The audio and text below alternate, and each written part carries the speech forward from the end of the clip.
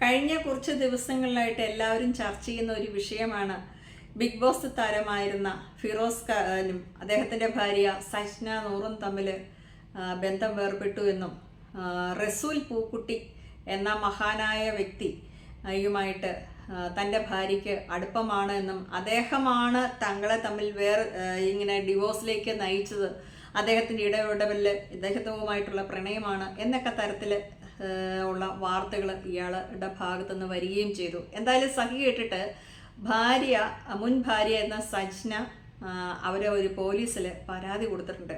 അതിൽ ഏറ്റവും ലേറ്റസ്റ്റ് ആയിട്ട് അവർ പറഞ്ഞേക്കുന്ന ഏറ്റവും കടുത്ത ആരോപണം എന്ന് പറയുന്നത് 17 വയസ്സുള്ള ഒരു പെൺകുട്ടിയെ ഇയാളെ ഹോട്ടൽ റൂമിൽ കൊണ്ടുപോയി വെച്ച് പീഡിപ്പിച്ചിട്ടുണ്ടെന്നും ആ പെൺകുട്ടി എൻ്റെ പേര് പുറത്തേക്ക് ഇടരുതേ, എനിക്കൊരു വിവാഹം കഴിക്കാനുള്ളതാണ്, എൻ്റെ ജീവിതം നശിപ്പിക്കല്ലേ എന്ന് പറയുന്നതുകൊണ്ട് കൂടുതൽ വിവരങ്ങളൊന്നും പറഞ്ഞിട്ടില്ല എന്ന് മാത്രമേ ഉള്ളൂ. ഫിറോസിൻ്റെ ആദ്യത്തെ ഭാര്യ സമാനമായ രീതിയിൽ അല്ലെങ്കിൽ സജ്ന അനുഭവിക്കുന്നതല്ല, വളരെ ഭയത്തിലാണ് കഴിഞ്ഞു പോകുന്നത്. 150 പവനോളം സ്വർണമൊക്കെ നൽകിയിട്ടാണ് അവർ ഇയാളുടെ ഒപ്പം വിവാഹം കഴിപ്പിച്ചയപ്പിച്ചത്. നല്ലൊരു ഫാമിലിയിൽ ഉള്ള ആളുകൾ. പക്ഷേ ഇയാളുടെ ക്രൂരതകളൊക്കെ പുറത്ത് പറഞ്ഞു കഴിഞ്ഞാൽ അവരെ ആക്രമിക്കുമോ എന്ന ഭയം നിമിത്തം വളരെ പേടിച്ചാണ് ജീവിക്കുന്നതെന്നും താനും വളരെയേറെ ഭയത്തോടെയാണ് ഇയാളുടെ ഒപ്പം ജീവിക്കുന്നതെന്നും അപ്പം തുറന്നു പറയുന്നത്. അപ്പോൾ ഈ പെൺകുട്ടി പറയുന്ന കാരണം ഈ ഫിറോസുമായിട്ട് വേർപിരിയാനുള്ള കാരണം റസൂല് പൂക്കുട്ടിയായിട്ടുള്ള ബന്ധമൊന്നും അല്ല, ഫിറോസിൻ്റെ തന്നെ ക്രൂരതകളാണ് എന്ന്. അതായത് അവരുടെ പേരിൽ ചെറിയൊരു വീടും 10-15 സെൻറ്റ് സ്ഥലമുണ്ട്. ഈ സ്ഥലം ഫിറോസ് അയാളുടെ പേരിലോട്ട് എഴുതി കൊടുക്കണം, അപ്പോൾ വിവാഹമോചനം തരാം എന്നൊക്കെ പറഞ്ഞ് ഇവരെ പലതരത്തിലും ശാരീരികമായിട്ട് അല്ലെങ്കിൽ മാനസികമായിട്ട് പലതരത്തിലും സമ്മർദ്ദങ്ങൾ ഉൾപ്പെടുത്തിക്കൊണ്ടിരിക്കുകയാണ് എന്ന് പറയുന്നത്. അപ്പോൾ അവർ പറഞ്ഞു ഞാൻ ഈ സ്ഥലം കൊടുക്കത്തില്ല, കാരണം അവരുടെ ആദ്യ വിവാഹത്തിൽ ഒരു കുട്ടിയുണ്ട്, ഫിറോസുമായിട്ടുള്ള ബന്ധത്തിലും ഒരു കുട്ടിയുണ്ട്. അപ്പോൾ എനിക്ക് 2 കുട്ടികൾക്ക് ചിലവിന് കൊടുക്കണം, അവരെ സംരക്ഷിക്കണം. മാത്രമല്ല ഇയാളുടെ ഭാര്യയായിട്ട് ജീവിച്ചിരുന്ന കാലത്ത് ഇങ്ങർക്ക് ഗിഫ്റ്റായിട്ട് ഒരു ബുള്ളറ്റ് വാങ്ങിക്കൊടുത്തു, അതിൻ്റെ പൈസയുണ്ട്. ഇപ്പോൾ ഇവരെ സംബന്ധിച്ചിടത്തോളം ഈ വീടിൻ്റെ പേരിൽ 15 ലക്ഷത്തോളം ലോണുണ്ട്, അത് തിരിച്ചടയ്ക്കാൻ പറ്റാതിരിക്കുന്ന സാഹചര്യം. ഇങ്ങനെ എല്ലാം കൊണ്ട് വളരെ കഷ്ടപ്പെട്ട് എങ്ങനെയോ ഈ വൃത്തികെട്ടവനിൽ നിന്ന് രക്ഷപ്പെട്ട് ജീവിതം കൊണ്ട് എങ്ങോട്ടോ മുന്നോട്ട് കഷ്ടപ്പെട്ട് പോകുന്ന സമയത്ത് ആ പെൺകുട്ടിയെ ഇല്ലെങ്കിൽ ഗുരുതരമായ ആരോപണങ്ങൾ ഉന്നയിച്ച് സമൂഹത്തിന് മുന്നിൽ അപകീർത്തിപ്പെടുത്തുന്ന ഈ പ്രവണത അവസാനിപ്പിക്കണം. അത് തീർച്ചയായിട്ടും അങ്ങനെ ഇല്ലാത്ത കാര്യങ്ങൾ പറഞ്ഞ് ഒരു പെണ്ണിൻ്റെ ജീവിതം നശിപ്പിക്കേണ്ട കാര്യമില്ല. അങ്ങനെ താൻ സഹിയിട്ടും അടുത്തുവെന്നും അതുകൊണ്ട് പോലീസിൽ പരാതി കൊടുത്തുവെന്നും ആ പരാതി കൊടുത്തതിൻ്റെ റെസിപ്റ്റ് ഉൾപ്പെടെ വന്നുകൊണ്ടാണ് ആ പെൺകുട്ടി കഴിഞ്ഞ ദിവസം പറഞ്ഞിരിക്കുന്നത്. എന്തായാലും സെലിബ്രിറ്റി ആണ് എന്ന പേരിൽ ഇപ്പോൾ വേറൊരുത്തനുണ്ട്, എന്താ ഷിയാസ് കരീമോ, അയാളാണെങ്കിൽ ഇപ്പോൾ കാണിച്ചേക്കുന്ന പരിപാടി 60 വയസ്സുള്ള സ്ത്രീയോടൊപ്പമായിരുന്നു. എന്നിട്ട് ആ പ്രണയം അവരുടെ 65 ലക്ഷം രൂപ സ്വന്തമാക്കി. എന്നിട്ട് വീണ്ടും കാണിച്ച പരിപാടി എന്താണ്, അവളുടെ കൂടി ജീവിക്കുന്നു, അവസാനം വലിക്കാൻ പറ്റുന്നോത്രം സ്വത്ത് വലിച്ചു, അവസാനം അവരെ തല്ലും കൊല്ലുമെന്ന് ഭീഷണിയായി, നഗ്ന ഫോട്ടോസ് പുറത്തു വിടുമെന്ന് ഭീഷണിയായി. ഈ സെലിബ്രിറ്റിയാണ്, അവരെയൊക്കെ സപ്പോർട്ട് ചെയ്യാൻ കുറച്ച് പേരുണ്ട്, അതുകൊണ്ട് ഇവർക്കൊക്കെ എന്തും ആകാം, ആരും ചോദ്യം ചെയ്യാനില്ല എന്ന തരത്തിലുള്ള ഒരുതരം ധാർഷ്ട്യമാണ് ഇവരുടെയൊക്കെയും ഉള്ള പ്രശ്നം.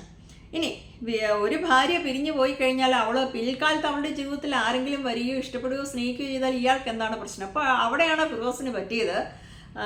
ഫിറോസിന് അവിടെ വേണമെന്നൊന്നും ഉണ്ടായിരുന്നില്ല, പക്ഷെ ഉപേക്ഷിച്ച് കഴിഞ്ഞപ്പോൾ തന്നെക്കാൾ മികച്ച ഒരാൾ വന്നപ്പോൾ, അല്ലെങ്കിൽ ആ ഭാര്യ നശിച്ച് നരകിച്ച് ആരും ഇല്ലാണ്ട് കരഞ്ഞു മെഴുകി നടക്കുവാണെങ്കിൽ സന്തോഷമായിന്. പക്ഷേ അവൾക്ക് അതിൽ മികച്ച ബന്ധങ്ങളുണ്ടായപ്പോൾ റസൂൽ പൂക്കുട്ടിയായിട്ടോ അല്ലെങ്കിൽ അത്തരത്തിലുള്ള ആളുകളായിട്ട് ബന്ധമുണ്ടെന്നൊന്നും ഞാൻ പറഞ്ഞിട്ടില്ല. അവൾക്ക് ആരെങ്കിലുമൊക്കെ ആയിട്ട് സൗഹൃദമുണ്ടാവാം, അടുപ്പമുണ്ടാവാം, അല്ലെങ്കിൽ ഭർത്താവ് ഉപേക്ഷിച്ച് കുട്ടികളൊക്കെ ആയിട്ട് ഒറ്റപ്പെട്ടു പോകുന്ന സ്ത്രീകൾക്ക് ആരെങ്കിലുമൊക്കെ സുമനസ്സുകളുടെ ഒരു മാനസികമായ സപ്പോർട്ടെങ്കിലുമൊക്കെ ലഭിച്ചെന്ന് വരാം, അത് വലിയ തെറ്റൊന്നുമില്ല. അപ്പോൾ തൻ്റെ ഭാര്യ നരകിച്ച് ജീവിക്കണമെന്ന് ആഗ്രഹിക്കുന്ന ഒരു പുരുഷനെ സംബന്ധിച്ചിടത്തോളം അയാളോട്ട് വേർപിരിഞ്ഞാലും അവൾ മറ്റൊരു ജീവിതത്തിൽ നല്ല രീതിയിൽ ജീവിക്കുന്ന കാണുമ്പോൾ സഹിക്കാൻ പറ്റത്തില്ല.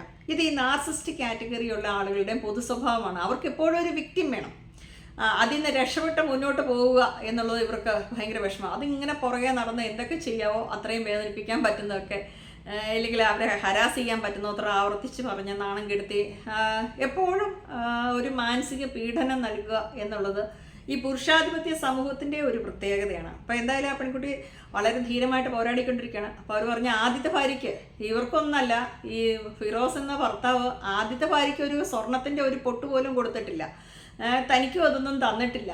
പിന്നെ എന്തിനാണ്, കുടുംബം നോക്കിയിട്ടില്ല, ഒരു തരത്തിലും പൊരുത്തപ്പെട്ട് പോകാൻ പറ്റില്ല എന്ന് മനസ്സിലാക്കിയപ്പോഴാണ് പിരിഞ്ഞത്. പിന്നെ ഇങ്ങനെ ഉപദ്രവിക്കേണ്ട കാര്യമുണ്ടോ എന്ന് പറഞ്ഞ് എന്തായാലും നെടുനീളത്തിൽ കേസൊക്കെ വന്നിട്ടുണ്ട്. മാത്രമല്ല ശാരീരിക, സാമ്പത്തിക, ലൈംഗികവുമായ ആരോപണങ്ങളൊക്കെയാണ് ഉന്നയിച്ചിരിക്കുന്നത്. ഫിറോസിൻ്റെ ആദ്യത്തെ ഭാര്യയെ സമാനമായ ക്രൂരതകൾക്ക് ഇരയായിരുന്നു എന്ന് കൃത്യമായിട്ട് അവരത് പറയുന്നുണ്ട്. എന്തായാലും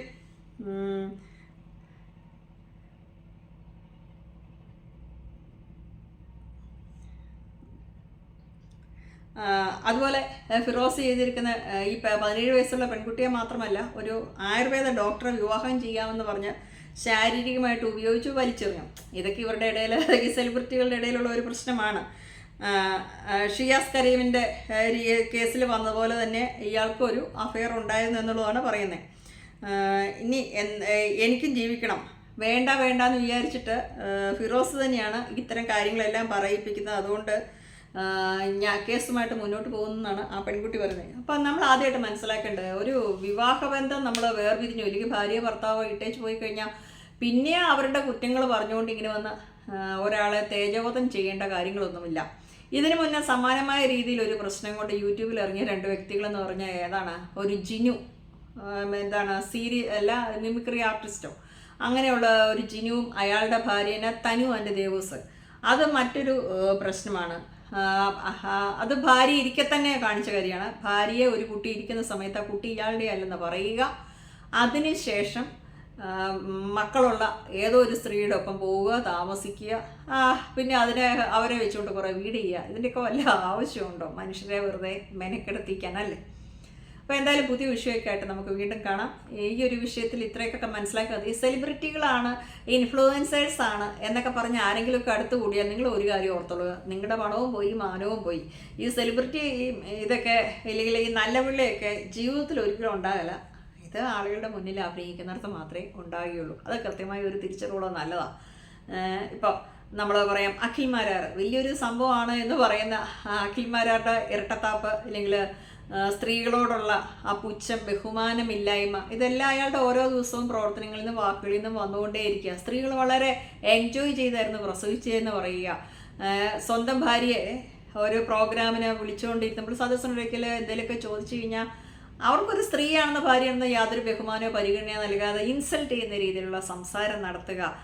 ഇത് ശരിക്കും ഒരു മെയിൽ ഷോവിനിസം എന്നൊക്കെ പറയും. ഇത്തരത്തിലുള്ള നിലപാട് ഈ ബിഗ് ബോസ് താരങ്ങൾക്ക്, പ്രത്യേകിച്ച് ഇതുങ്ങൾക്കെല്ലാം, ഈ ബിഗ് ബോസിൽ ഇവരൊക്കെ ആളുകളുടെ വോട്ട് നേടുന്നത്, അല്ലെങ്കിൽ ആളുകളുടെ ഇടയിൽ ശ്രദ്ധാകേന്ദ്രമായത് തന്നെ ഈ സ്ത്രീകളെ ചവിട്ടി താഴ്ത്തി അവരെ അപകീർത്തിപ്പെടുത്തി ഇവരെന്തോ സംഭവമാണ് എന്ന് വരുത്തി തീർത്തുമാണ് എനിക്ക് തോന്നുന്നു. അപ്പോൾ ഇത്തരത്തിലുള്ള പുരുഷന്മാരെയാണ് നമ്മുടെ സമൂഹത്തിനും താല്പര്യം. അതുകൊണ്ടാണ് ഇവർക്കൊക്കെ ഇത്ര നല്ല ഇമേജ് ലഭിക്കുന്നത്.